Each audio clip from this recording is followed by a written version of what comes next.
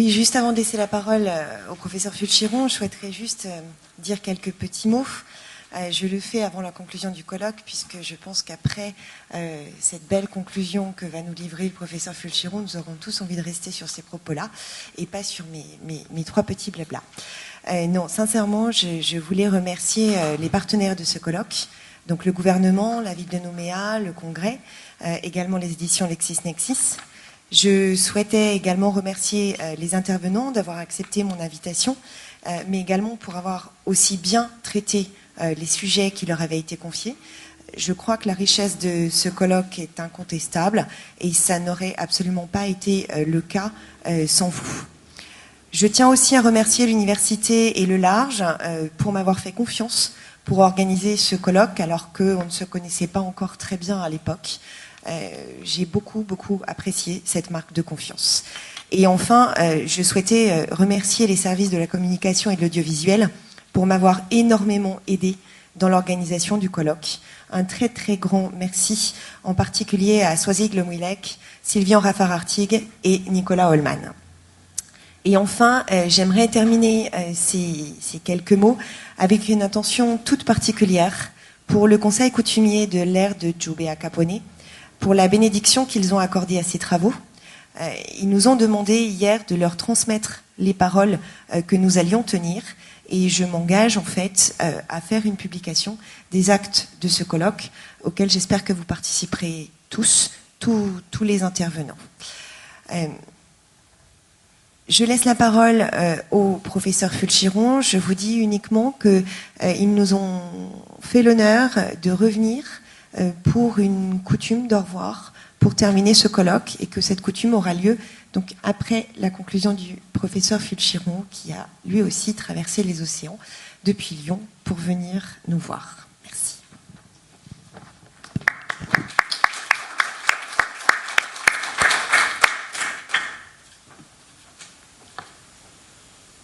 L'identité se...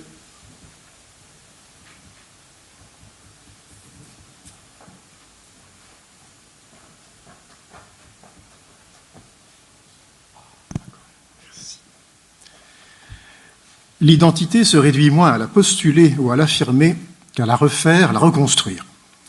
C'est par ces mots que Claude Lévi-Strauss conclut le séminaire sur l'identité qu'il avait organisé au Collège de France au milieu des années 1970.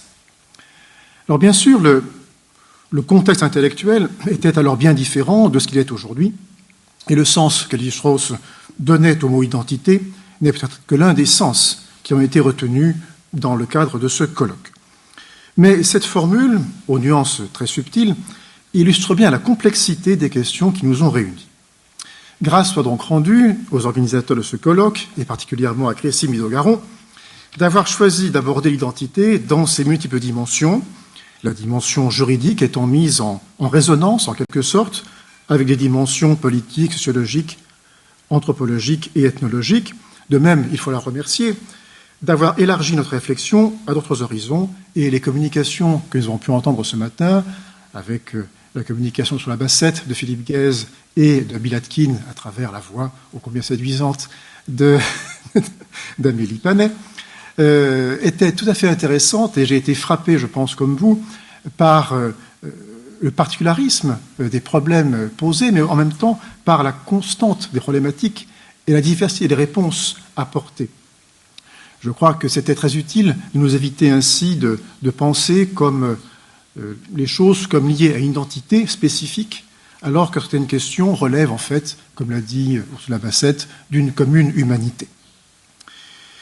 Alors cette approche était d'autant plus intéressante qu'elle nous forçait, nous juristes venus de métropole, à sortir de problématiques européano-centrées, ou si j'ose dire globaliso-centrées, qui constitue le cœur des réflexions contemporaines sur l'identité, avec des interrogations sur ces nouvelles formes d'identité, transcendant les identités traditionnelles, politiques, ethniques et culturelles, de nouvelles formes d'identité qui entraînent à la fois le sentiment de dilution des identités et qui suscitent en retour la résurgence de revendications identitaires que nos sociétés ont de plus en plus de mal à gérer.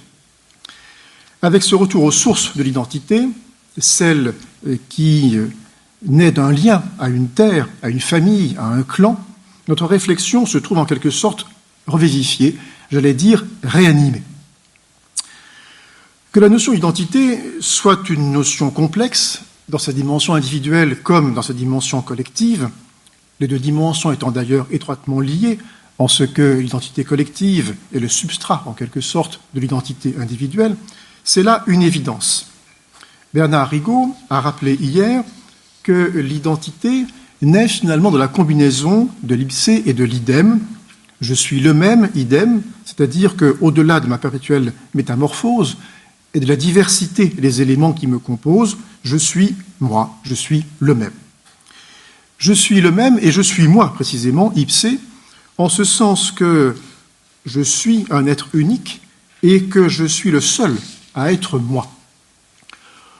Au-delà des différences d'approche qui ont pu marquer les interventions d'hier et d'aujourd'hui, dans la conception même de l'identité, se sont finalement dégagées trois constantes, me semble-t-il. Première constante, l'identité n'est pas un donné, mais un construit. Un construit en perpétuelle reconstruction. C'est l'idée évoquée hier de l'ancrage et du chemin, idée évoquée notamment par Emmanuel Chibaou. Ou pour reprendre une formule de Bernard Rigaud, l'identité est moins une question de substance que de vie. L'identité figée serait en fait une identité morte et peut-être mortifère, en ce que, mythifiée, elle est porteuse de négation de la réalité, de ce que sont les autres, de ce que je suis moi-même, et surtout négation de l'autre. Deuxième constante, apparue également hier et reprise aujourd'hui, l'identité se construit à partir d'une pluralité d'éléments. C'est ce qu'ont souligné hier en particulier Patrice Gaudin et John Passa. Pluralité des composants de l'identité. Et à écouter Amélie Panet, on a le sentiment, Denise Pérusse, on a le sentiment que la Cour européenne des droits de l'homme rejoint parfois l'ethnologue et l'anthropologue. Pluralité donc des composants de l'identité.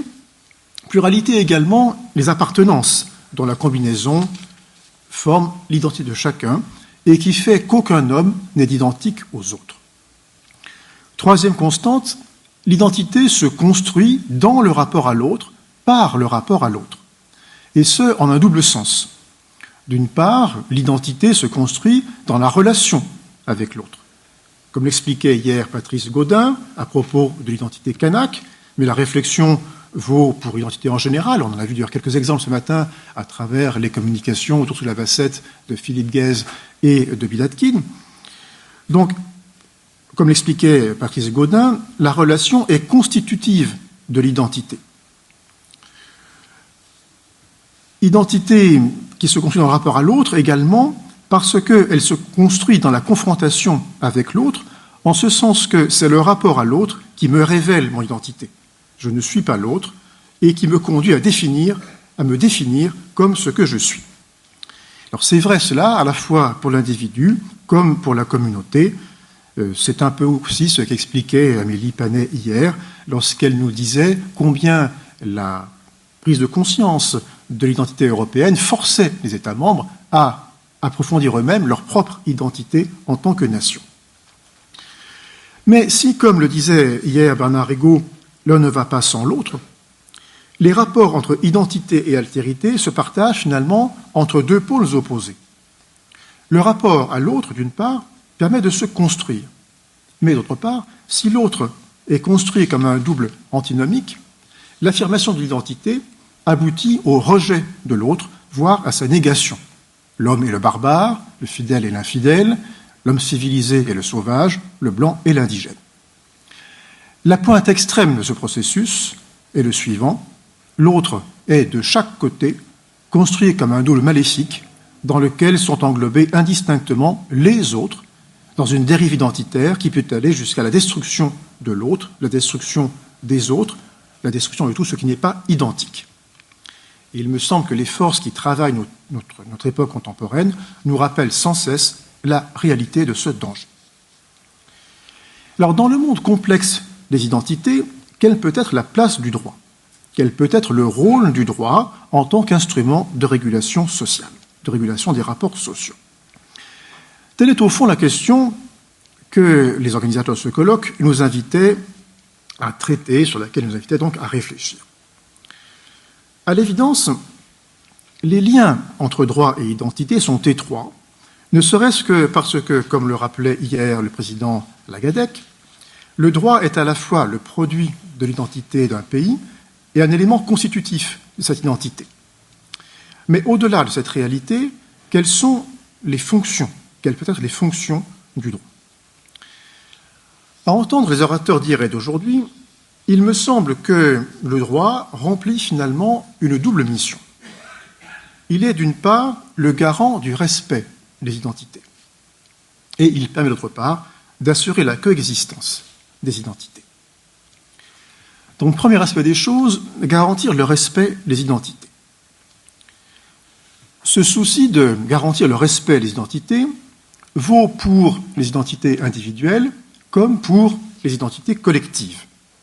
Et à cet égard, même s'ils n'ont pas été abordés de façon toujours très directe, il convient de rappeler la multiplicité des textes internationaux qui reconnaissent et protègent les identités collectives à travers notamment la protection des minorités, la protection des peuples autochtones, des langues et des cultures. Le droit international est fondamentalement un droit qui protège les identités contre les tentations hégémoniques des peuples ou les idéologies dominantes. Au cours de ce colloque, nous nous sommes intéressés, certes, aux identités collectives, mais en fait, plus particulièrement, plus précisément, aux identités individuelles, même si les deux, encore une fois, sont étroitement liés. Si l'on s'intéresse justement à ces identités individuelles, on constate que les systèmes juridiques occidentaux ont connu une évolution profonde que l'on peut résumer en deux mots, même si les deux mots sont évidemment très réducteurs et sans doute ambigus. Premier mot, l'individualisation de l'identité. Deuxième mot, la subjectivisation de l'identité.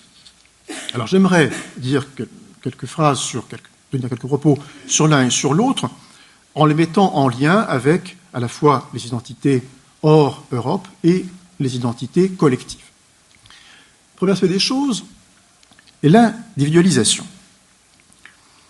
Parler d'individualisation de l'identité apparaît à première vue comme une tautologie.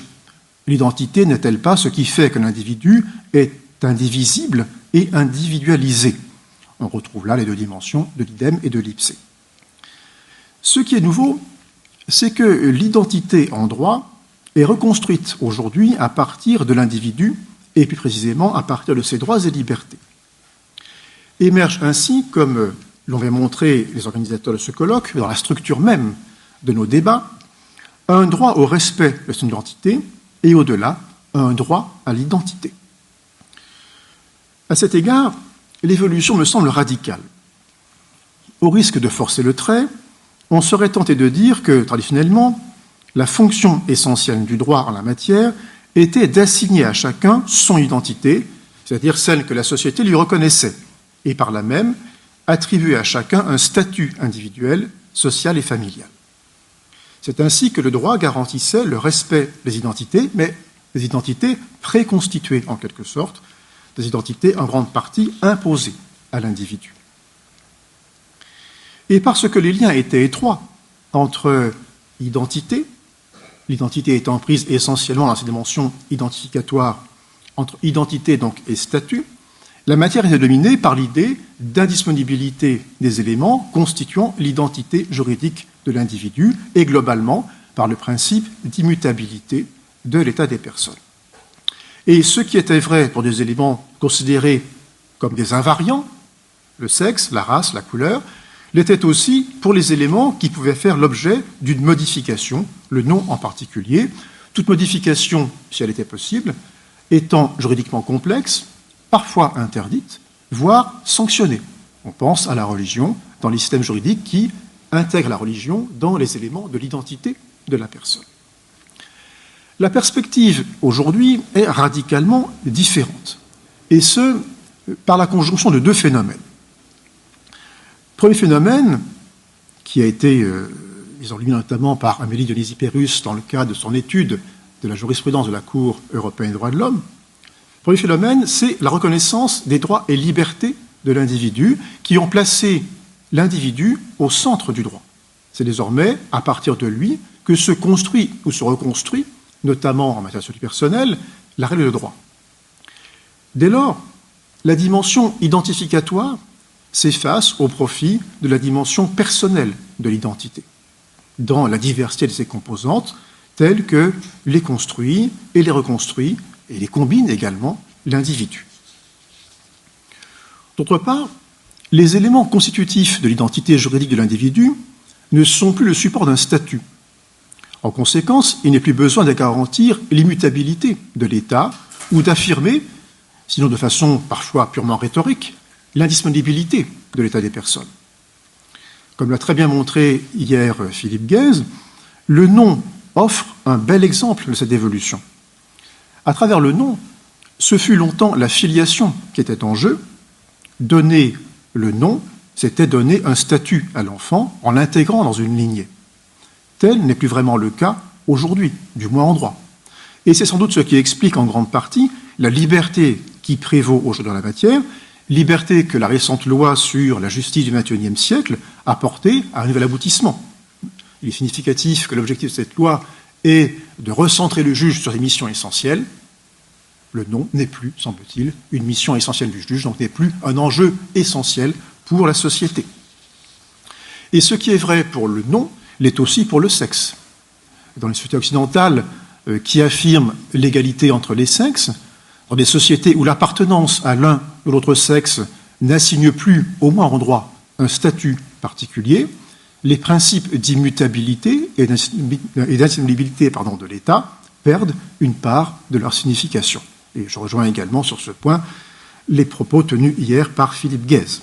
Et donc on passe, nous explique-t-il, d'un principe d'immutabilité à une mutabilité encadrée par les exigences de respect de l'intérêt collectif. Ce phénomène d'individualisation se combine avec un second phénomène qui est le phénomène donc de subjectivisation.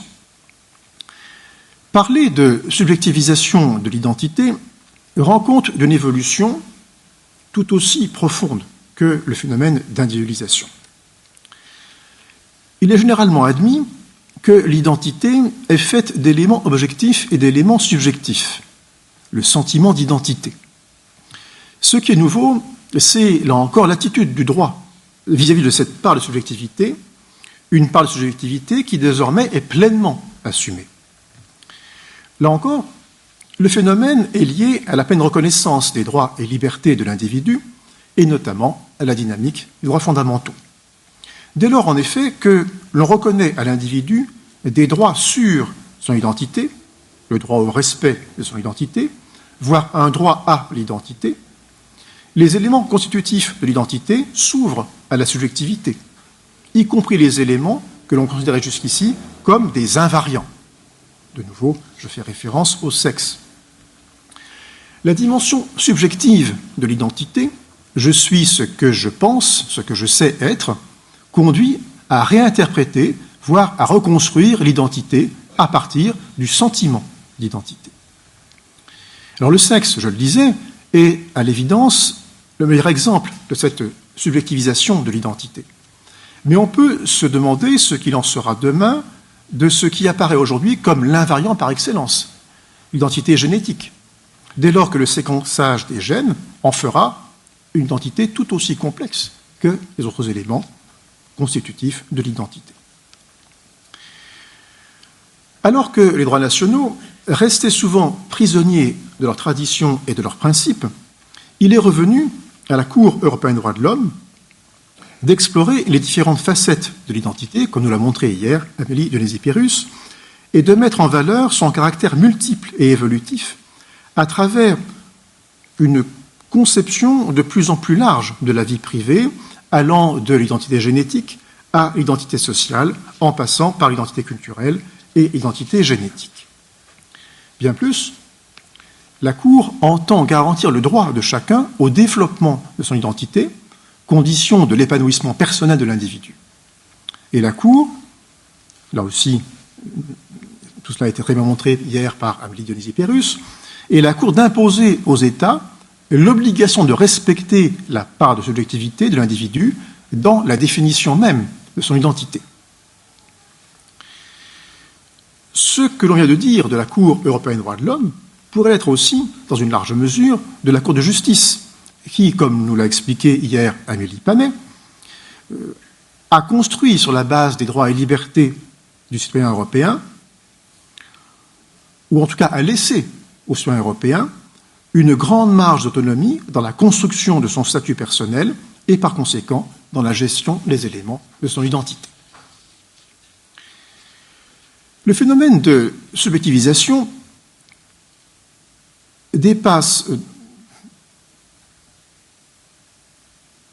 ou plutôt, ce phénomène dispose d'un champ d'expansion d'autant plus large que la dynamique des droits fondamentaux se conjugue là encore avec une forme de redéploiement du droit, l'identité de l'individu dans sa pluralité et sa subjectivité ne constituant plus un enjeu social essentiel. Le principal enjeu devient au contraire de protéger cette identité appréhendée du côté du sujet. D'autant que, c'est une évidence, nos sociétés contemporaines disposent d'autres moyens d'assurer l'identification, j'allais dire la traçabilité des individus, et notamment des moyens purement objectifs, comme tout simplement le numéro d'immatriculation. Alors bien sûr, on ne saurait sous-estimer les risques de cette subjectivisation, perte de l'identité ou du sentiment d'identité, une identité qui serait laissée au hasard des volontés et des angoisses individuelles, une identité flottante dans la subjectivité, plus d'ancrage, seulement un chemin dont on ne sait pas forcément où il mène. Donc on ne saurait négliger les risques de cette subjectivisation, mais il n'empêche que l'évolution ainsi retracée doit être malgré tout nuancée. Deux réserves en effet à apporter à cette évolution. D'une part, première réserve, premier frein, la force des mythes juridiques comme élément constitutif de l'identité d'un système juridique et, en un sens, de l'identité des juristes. Je veux dire par là que des étoiles mortes continuent pendant des années et des années à éclairer le ciel des juristes. On en a eu deux beaux exemples hier avec les principes évoqués d'indisponibilité de l'état des personnes et d'immutabilité de l'état. La seconde limite à ces évolutions, ce sont les hypothèses dans lesquelles, comme je l'ai dit tout à l'heure, l'identité d'un individu croise les intérêts particuliers d'une société donnée. C'est ce qu'évoquait hier Amélie Panet lorsqu'elle nous parlait des liens complexes entre identité individuelle et identité nationale, le respect de l'identité nationale venant contrarier ou contrebalancer le respect de l'identité individuelle. De même, lorsque les éléments de statut sont attachés à telle ou telle composante de l'identité, le cadre légal dans lequel est enserré ces éléments demeure. C'est l'exemple évoqué à plusieurs reprises de la nationalité, ou surtout l'exemple du statut coutumier, comme l'expliquait hier Maître Lisa Kibangui. Cette évolution de l'identité est-elle propre aux sociétés occidentales, de la France à la Nouvelle-Zélande, telle qu'évoquée par le professeur Bilatkin? Si tel était le cas, on pourrait craindre que le fossé ne se creuse entre ces sociétés, que l'on qualifierait un peu vite de postmodernes, et les sociétés que l'on qualifierait tout aussi rapidement de traditionnelles, comme la société kanak ou la société tahitienne présentée par Philippe Guèze. Sociétés dans lesquelles l'identité, comme l'a montré hier Thierry Rossam ou Patrice Gaudin, l'identité est marquée avant tout par l'appartenance au clan, au sein duquel la place de l'individu est assignée à l'avance, assignée à chacun selon son rang, assignée par des liens à la terre, assignée également par des relations d'échange. Thierry Rossam rappelait bien les formules très fortes utilisées par l'arrêt de la Cour d'appel de Nouméa du 22 août 2016, les individus n'ont d'identité qu'au travers du clan. En réalité, l'opposition doit être nuancée. Maître Lisa Kibangui a souligné hier les incertitudes qu'avaient certains de ses clients sur leur identité Et dans sa communication, John Passa a souligné qu'alors que dans les mentalités traditionnelles, le je est dans le nous, et le nous est dans le je, dans les mentalités contemporaines, le je tend à prendre le pas sur le nous, voire, disait-il, le moi-je. Et peut-être finalement que la Cour européenne n'est que la boîte de réception du moi-je européen. Ce qui montre bien que le mouvement décrit touche bien, à des degrés divers, toutes les sociétés, au risque de fracturer les identités. Surtout, le respect des identités peut conduire à des conflits entre identités. Conflits entre identités individuelles, conflits entre identités individuelles et identités collectives, conflits entre identités collectives entre elles. Et c'est là la seconde mission dont est investi le droit. Tout en garantissant le respect des identités, il lui revient d'assurer la coexistence des identités. Donc, second axe, assurer la coexistence des identités. Comme on l'a dit, les identités individuelles, comme les identités collectives, sont multiples et complexes. Elles se chevauchent parfois. Dans un temps où les relations interindividuelles se développent, dans un temps où la mondialisation fait sans cesse interagir les identités les unes par rapport aux autres, dans un temps où se multiplient les hypothèses de multi-appartenance avec de nouvelles formes d'appartenance, parfois dématérialisées, ou en tout cas déterritorialisées, se construisent de nouvelles identités complexes, complexes en elles-mêmes, complexes surtout à gérer pour les individus comme pour les sociétés dans lesquelles vivent ces individus. Une des missions du droit est de contribuer à cette gestion de la diversité au niveau individuel et au niveau collectif. Gérer la diversité pour maintenir les conditions de vivre ensemble, ou pour reprendre la formule des accords de Nouméa, pour réunir les conditions permettant la construction d'un destin commun. Gérer la diversité, d'une part, et réunir les conditions de vivre ensemble, d'autre part, ce seront les deux points sur lesquels je voudrais maintenant insister. Gérer la diversité tout d'abord. Une fois garantie la diversité, et non sans difficulté, comme l'ont très bien rappelé les interventions d'Ursula Bassett, de Bill Atkins ou de Philippe Guèze, encore faut-il la gérer. Le problème se pose pour les identités individuelles, mais aussi pour les identités collectives. Pour les identités individuelles, on a souligné déjà que le droit, dans son souci de respecter ces identités, a abandonné une grande partie de sa rigueur. Il n'enferme plus l'individu dans une identité imposée. Alors c'est vrai en interne, on l'a vu avec l'intervention de Philippe Guèze et d'Amélie Dionysii-Pérus. Cette évolution se vérifie également au niveau international, avec la création de nouvelles méthodes pour gérer la diversité, comme l'ont montré ce matin Christine Bidault-Caron et Éric Fongarou. L'identité d'un individu n'est plus assurée par le rattachement de son statut à la loi d'une nationalité ou à la loi d'un territoire. L'unité du statut, donc la permanence de l'identité du sujet, est garantie aujourd'hui, en grande partie, par l'application d'une loi, par la reconnaissance de son statut, et non plus par une loi unique censée correspondre au mieux à son identité.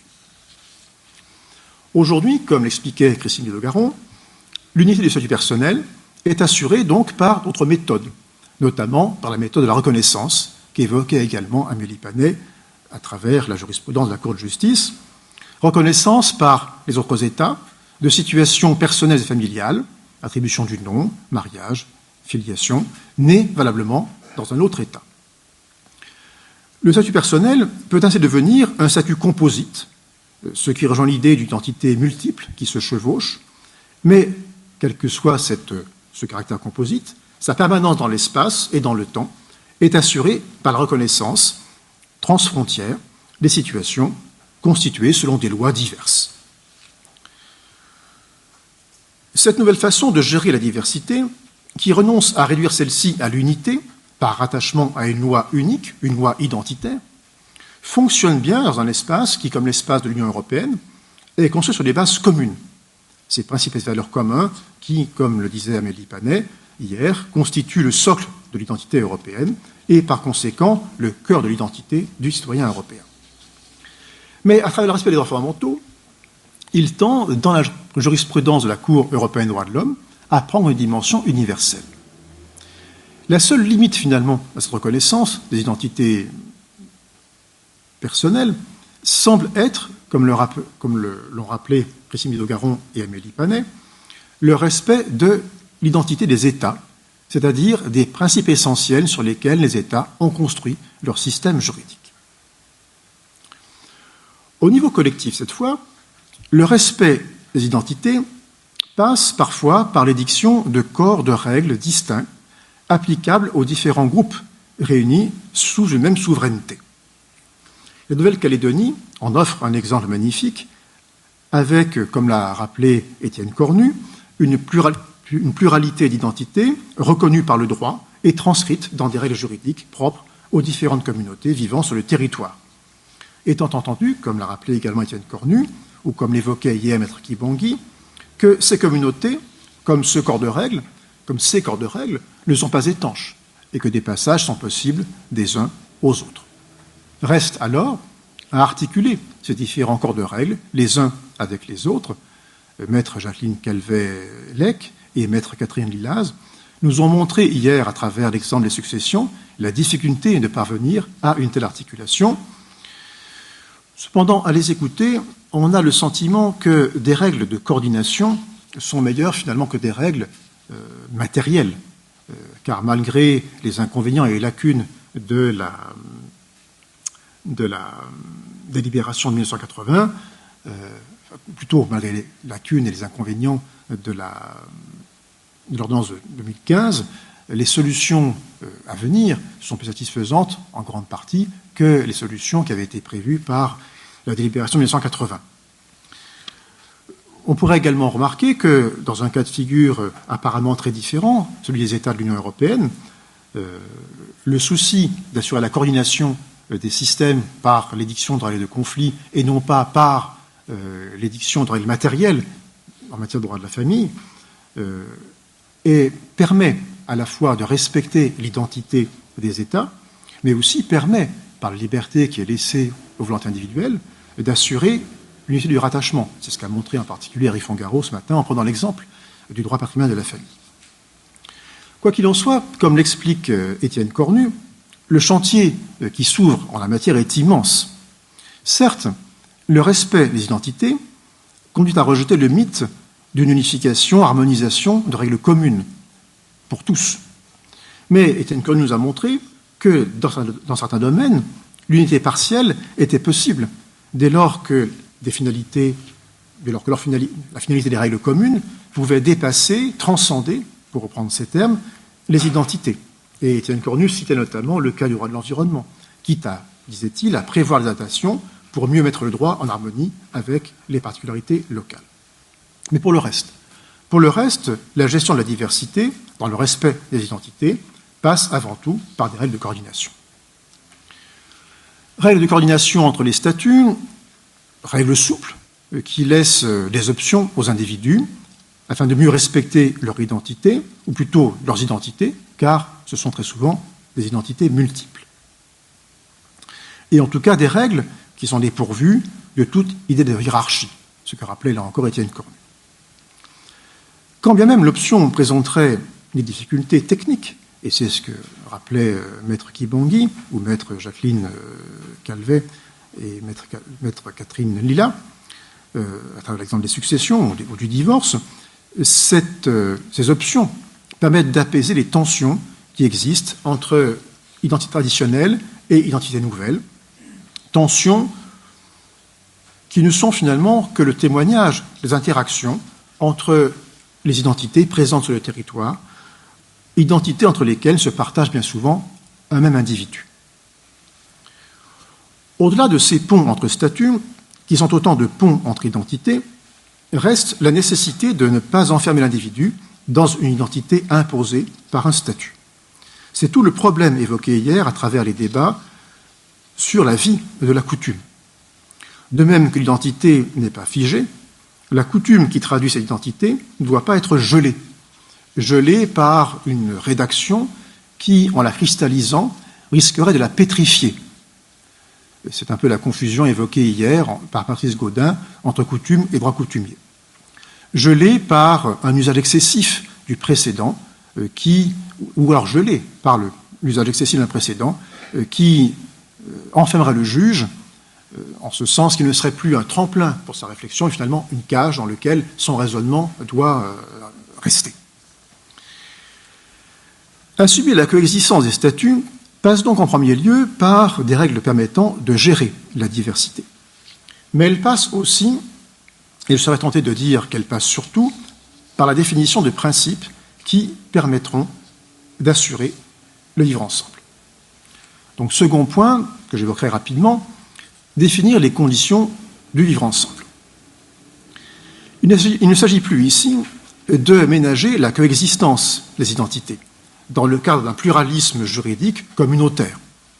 On serait tenté de prendre l'exemple du Liban pour illustrer cette idée, mais de construire un pluralisme qui, pour prendre l'exemple cette fois de la Nouvelle-Calédonie, constitue un moteur de ce destin commun dont parlent les accords de Nouméa.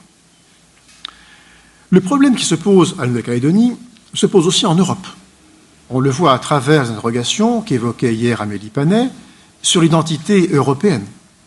Et je pense que le souvenir des débats si mal engagés en France autour de l'identité nationale sont encore dans toutes les mémoires. Si je reprends ce qui a été dit hier et aujourd'hui, il me semble que pour assurer les conditions de vivre ensemble, un double effort s'impose. Premier effort, définir le socle commun de principes et de valeurs qui transcendent la diversité des identités. Et à partir de là, second mouvement, définir les équilibres entre respect des identités et exigence du vivre ensemble. La définition d'un socle commun passe d'abord par la définition et par l'affirmation de sa propre identité. Tel était finalement l'objectif de la charte du peuple kanak, dans laquelle sont affirmées les valeurs essentielles du peuple kanak et les principes fondamentaux de sa civilisation. En un sens, l'Europe a emprunté la même voie avec la Charte européenne de droits fondamentaux, dans laquelle l'Union, pour donner corps à l'identité européenne, affirme les principes et les valeurs des peuples qui la composent. Cette démarche rejoint aussi, partiellement, celle qu'a empruntée la France lorsqu'elle a construit la Charte des droits et des devoirs des citoyens français, dans laquelle sont exposés les principes et les valeurs à partager par tous ceux qui possèdent ou acquièrent la nationalité française. Sauf à faire remarquer qu'avec cette charte, c'est plus l'idée d'une identité exclusive que d'une identité partagée qui est mise en avant, puisque finalement on demande une adhésion de l'individu à des principes et des valeurs qui sont déterminés au préalable et non pas déterminés avec lui. Au-delà de l'affirmation de ces valeurs, de son identité, reste de façon générale à construire des valeurs partagées. C'est tout le travail qu'évoquait Étienne Cornu à propos du projet de charte des valeurs communes qui transcenderait les identités particulières. Une identité en partage qui n'efface pas les identités propres aux communautés composant la société calédonienne. C'est à cette condition que pourraient être levées les craintes que suscite, qu'on le veuille ou non, la valorisation d'une identité particulière, crainte dont témoigne la frilosité extrême du Conseil constitutionnel dès lors qu'il est question de peuple et d'identité kanak. Comme l'a très bien montré hier Corinne David, le Conseil constitutionnel développe des stratégies d'évitement pour ne pas tirer toutes les conséquences de la reconnaissance d'une identité et d'une identité qui serait vraiment porteuse de droit. C'est en tout cas à partir de ce socle commun, condition première, je dirais même prérequis, que l'on peut procéder aux arbitrages. Procéder aux arbitrages, car respecter les identités ne peut justifier que ces identités, individuelles ou collectives, envahissent la société au risque de mettre en péril la coexistence des identités. Le risque est double, en réalité. Celui, d'une part, de la négation des autres identités, et notamment de l'identité de minorité, risque, d'autre part, de réactions parfois violentes des autres groupes qui, majoritaires ou minoritaires, se sentiraient menacés dans leur identité propre. La question se pose ici, elle se pose aussi en Europe et en métropole, avec une brûlante actualité. Le respect des identités, dans le respect du vivre ensemble, passe donc par les arbitrages. Arbitrage entre intérêt individuel et intérêt collectif, compte tenu des situations particulières et des intérêts en jeu. Arbitrage entre les principes et les valeurs qui s'affrontent dans le cas particulier. Arbitrages qui sont l'œuvre du législateur ou du juge. Arbitrage dont Amélie Panet et Amélie Dionysii-Pérus nous ont montré la complexité, et qu'il s'agisse d'arbitrages réalisés par la Cour européenne des droits de l'homme ou par la Cour de justice de l'Union européenne. Et ce matin, Ursula Bassett nous a donné également une illustration tout à fait passionnante des arbitrages à réaliser pour assurer une prise en compte équilibrée des particularismes culturels dans une société comportant des minorités indigènes. Alors ces arbitrages passent par la redéfinition des principes essentiels qui fondent un système juridique et au-delà, qui structure la société, qui édicte la norme.